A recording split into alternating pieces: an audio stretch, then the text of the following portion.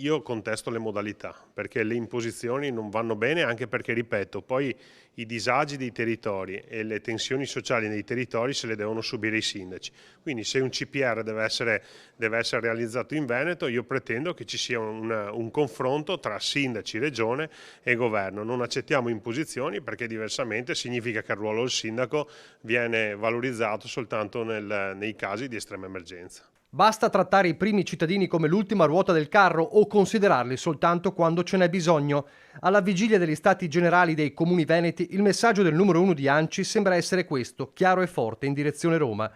A Verona, i sindaci pronti a confrontarsi sui temi caldi per il futuro del territorio. Ci sono i tagli dei fondi del PNRR da discutere, ma soprattutto c'è lo spettro di quel centro per i rimpatri dei migranti che il governo vuole creare anche in Veneto. E qui non c'è appartenenza politica che tenga. Dove realizzarlo? Come? Anche il coordinatore veneto di Fratelli d'Italia, il senatore Luca De Carlo, nei giorni scorsi ha auspicato che Bagnoli e Cona stiano fuori da ogni scelta. Conte ci aggiunge anche la sua città.